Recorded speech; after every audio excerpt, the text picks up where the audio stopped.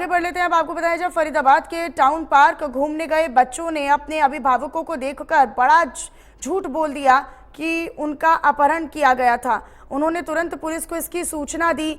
4 बच्चों के अपहरण की सूचना पुलिस विभाग में हड़कंप की स्थिति पैदा कर गई। दरअसल आपको बताएं कि गांव बड़ौली के रहने वाले नरेश और रणवीर दोनों भाई हैं और उनके 8 साल और 10 साल के बच्चे एक निजी स्कूल में तीसरी और 5वीं कक्षा में पढ़ाई करते हैं। दोनों बच्चों को रोज अभिभावक स्कूल भी छोड़ते हैं। छुट्टी के बाद दोनों बच्चे पैदल स्कूल के ही पास एक जगह पर पहुंच जाते हैं जहां ट्यूशन छोड़ने और उसके बाद घर ले जाने का काम 8 साल के बच्चे के पिता नरेश करते हैं। लेकिन कल दोपहर स्कूल से छुट्टी के बाद दोनों बच्चे उनके पास नहीं पहुंचे। जब बच्चों के बारे में पता किया गया तो वे नहीं मिले, तो अभिभावकों ने उन्हें ढूंढना शुरू किया। इस बीच दोनों बच्चे सेक्टर 12 टाउन पार्क में मिल गए। डर की वजह से दोनों बच्चों ने अपने अभिभावकों के साथ झूठ बोलते हुए कहा कि उन्हें और उनके साथ 2 और बच्चों को किडनैप कर लिया गया था, लेकिन वो हाईवे पर रेड लाइट पर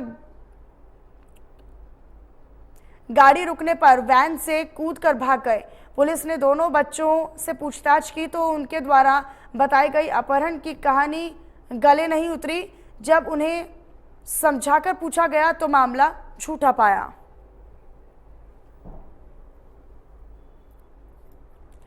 तो देखिए, बच्चों ने दरअसल ये झूठ बोला कि उनका अपहरण हो गया, उन्हें किडनैप कर लिया गया। दरअसल स्कूल के पास एक पार्क में वो चले गए थे दोनों बच्चे और 2 साथियों के साथ, और जब बच्चे बहुत देर तक अपने घर वापस नहीं लौटे, पिता के पास नहीं लौटे, तो उसकी सूचना पुलिस को दी गई। पुलिस ने छानबीन की तो बच्चों को पार्क में ही पाया गया।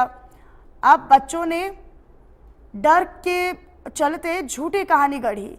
झूठी कहानी गढ़ते हुए उन्होंने कहा कि उनका किडनैप कर लिया गया था, उनका अपहरण कर लिया गया था। लेकिन जब फिर समझा बुझाकर बच्चों से पूछताछ की गई, उनसे जानने की कोशिश की गई, तो उन्होंने सब सच्चाई खुलकर बताई और अपनी इस कहानी के बारे में भी उन्होंने बताया कि उनका कोई अपहरण नहीं हुआ था। वो अपनी मर्जी से पास में बने उस पार्क में गए थे बच्चों के घर नहीं पहुंचने पर। हालांकि परिजन बेहद चिंतित और परेशान हो गए थे। तो बच्चे स्कूल से पार्क घूमने गए थे, लेकिन डर के चलते बच्चों ने झूठी कहानी गढ़ी। उनका ये कहना था कि उनका किडनैप हुआ है, उनका अपहरण हुआ है। लेकिन जब और पुलिस के द्वारा अभिभावकों के द्वारा समझा बुझाकर उनसे सवाल किए गए, उनसे जानने की कोशिश की गई, तो उनके इस झूठ की परतें खुलती गई और फिर पूरी कहानी झूठ निकली।